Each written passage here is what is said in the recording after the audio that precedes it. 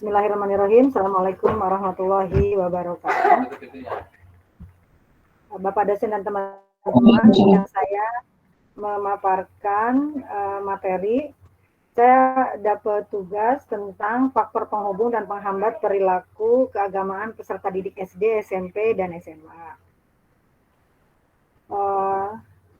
Saya langsung di deskripsi isu ya. Untuk faktor yang mempengaruhi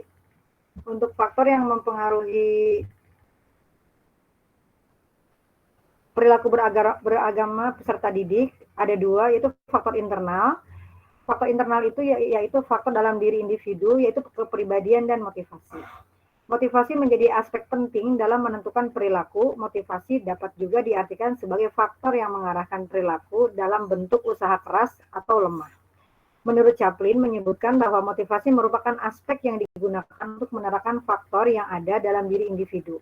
Dapat membangkitkan, mempertahankan, menyalurkan tingkah laku ke arah tujuan tertentu, dan motivasi juga berhubungan erat dengan kekuatan yang berada di dalam diri manusia.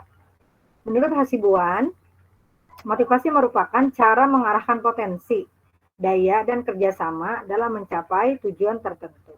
Sementara tujuan motivasi menurut Herzberg adalah mengarahkan perhatian seseorang, mengatur upaya, meningkatkan potensi dan ketekunan, serta mendukung pengembangan strategi,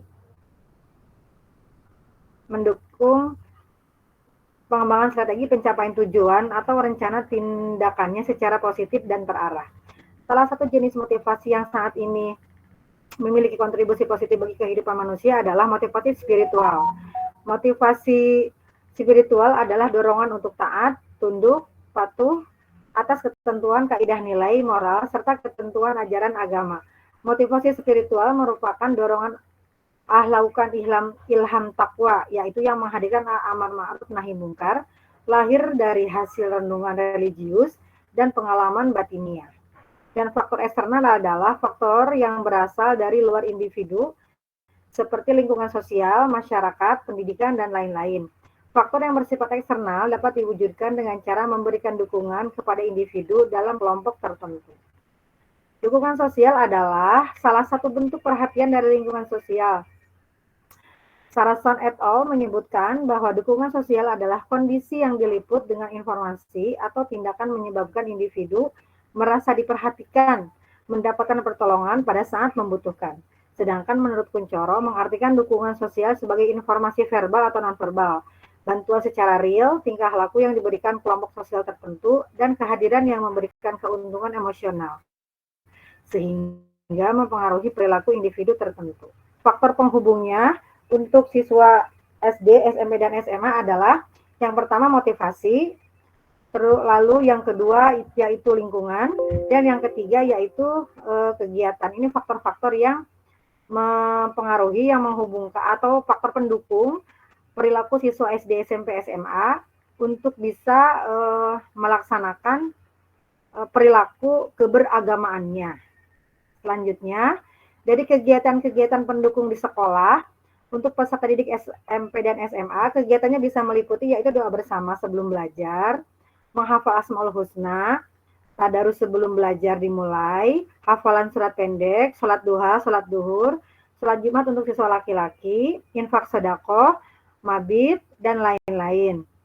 Untuk kegiatan siswa SD, diantaranya doa bersama, menghafal Asmaul Husna, tadarus sebelum belajar dimulai, hafalan surat pendek, infak dan sedekah, serta dengan mendengarkan kisah-kisah atau cerita suri tauladan. Faktor perhambat yang bisa mempengaruhi perilaku keberagamaan pada siswa diantaranya yaitu motivasi. Motivasi ini bisa dalam diri atau motivasi dari luar, sehingga dalam bentuk pemahaman.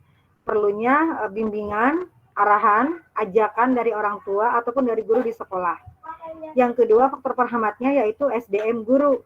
Di sekolah diperlukan guru yang istiqomah, yang telaten, yang rajin. Karena terkendala oleh guru-guru yang non PAI untuk mengajak kepada kegiatan-kegiatan keagamaan. Yang ketiga, penghambatnya itu alokasi waktu. Karena untuk memupuk perilaku keberagamaan tidak selamanya itu dimasukkan ke dalam intrakurikuler. Diperlukan ekstrakurikuler yang kegiatannya di luar jam belajar. Yang keempat yaitu sarana. Sarana prasarana sangat sekali dibutuhkan untuk anak bisa eksplor melakukan kegiatan spiritualnya, yang dengan sarana ini anak bisa melakukan kegiatan perilaku keberagamaannya dengan fokus, dengan sungguh-sungguh, sehingga menumbuhkan rasa cinta dan keistiqomahannya dalam menjaga perilaku keberagamaannya. Selanjutnya, dukungan orang tua, karena tidak setiap orang tua akan mendukung program sekolah dengan kegiatan keberagamaan untuk siswa, terlepas dari orang tua di rumah membimbing, mengarahkan atau tidak, dan dukungan ini sangat diperlukan untuk siswa berkaitan dengan bimbingan, terlebih untuk siswa-siswa yang mengikuti kegiatan ekstrakurikuler keagamaan di sekolah. Yang selanjutnya yaitu hobi peserta didik bisa mempengaruhi lebih kuat karena bisa mengalihkan fokusnya, mengalihkan kesukaannya daripada mengikuti kegiatan keagamaan di sekolah. Dan yang terakhir adalah lingkungan sosial. Lingkungan sosial ini bisa berupa pergaulan, teman, lalu lingkungan sosial bisa juga dari informasi-informasi yang diterima, bacaan-bacaan yang difahami oleh siswa, sehingga bisa mempengaruhi atau menimbulkan keterlambatan pemahaman serta keterlambatan untuk bisa melaksanakan kegiatan keberagamaan. Terima kasih.